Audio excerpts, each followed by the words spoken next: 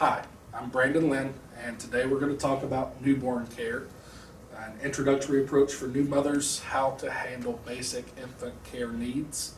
My target audience for this instructional video would be new postpartum women, age range between adolescent and mid-40s.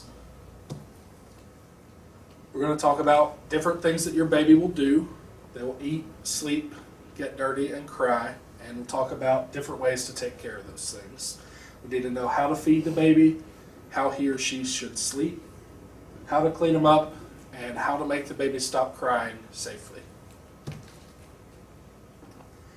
On feeding and hydration, we have two different methods. You can either breastfeed or bottle feed. With breastfeeding, you want to feed for 5 to 10 minutes per breast. You want to pause to burp after each breast.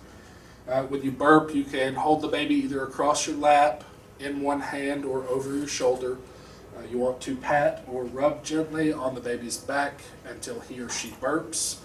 If it doesn't work after the first couple minutes, you can go back to feeding and attempt to burp after the next breast.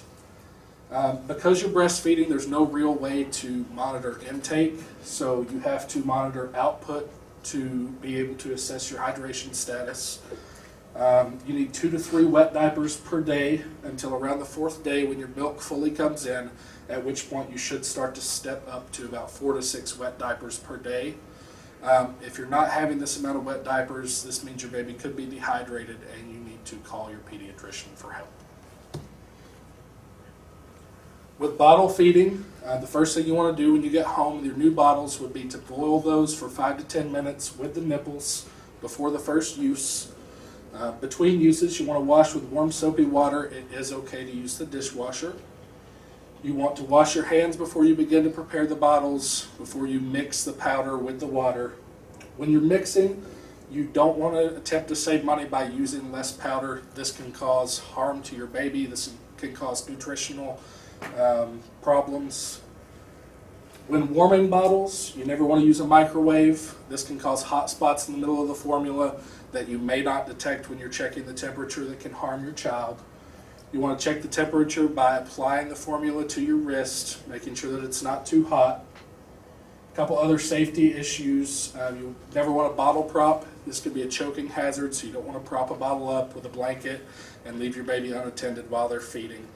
This could cause them to choke and possibly asphyxiate.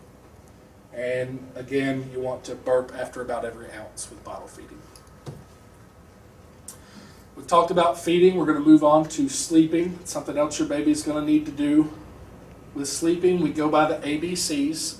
Your child needs to be alone. This means no blankets, no stuffed animals, nothing of that kind in the bed with them.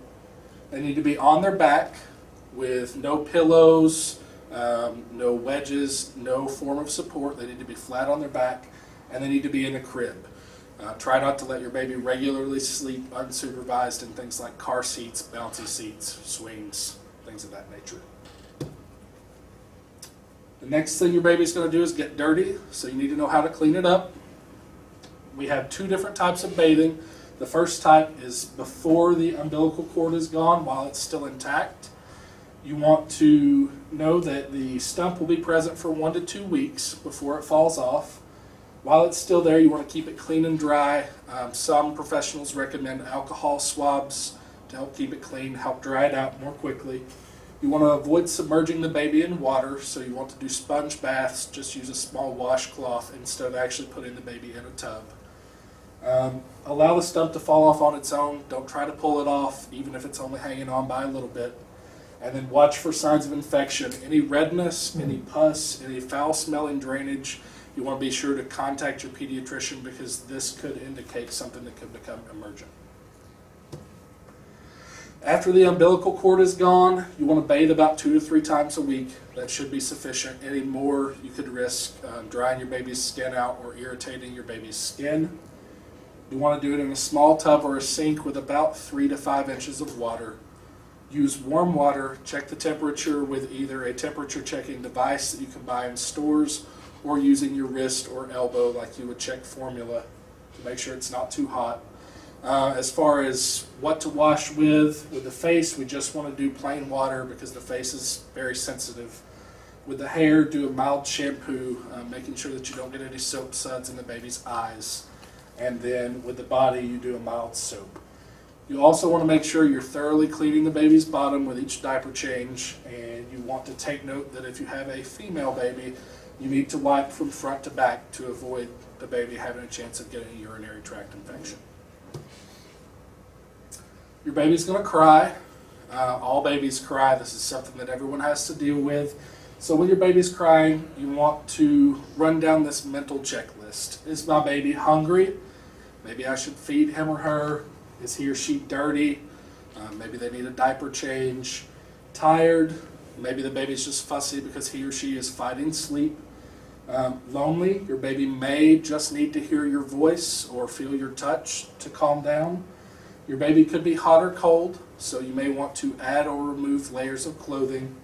And then your baby may be overstimulated. New babies who are just coming into the world and are used to being in the womb are not used to being held and passed around and hearing loud noises and seeing bright lights. This can upset babies as well. The main thing you want to remember when your baby is crying is that during the first year of life, babies go through a psychological period of development that we call trust versus mistrust. Babies need to know that when they cry, you will come to comfort them. This doesn't mean that every time your baby whimpers, you need to go running, but your baby does need to know that mom or dad or caregiver will be there when they're upset or when they have a need. If you become frustrated, you're sleep deprived, you're tired, your baby won't stop crying even though you've tried everything you can think of, take a break, put your baby down somewhere safe. Make sure that you call for someone to help you if you need it. Get a family member, get a friend. And if you're still upset, make sure you seek professional assistance. Call a crisis center, call your doctor, call 911 if you need to, but never shake a baby out of frustration. This can cause sudden infant death syndrome, it can cause brain damage, and that's not something that we need to have happen. So make sure you seek assistance.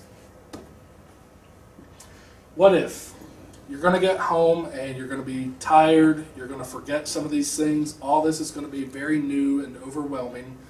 So just remember you're not alone. You can call family, friends, with children, people who have done this before.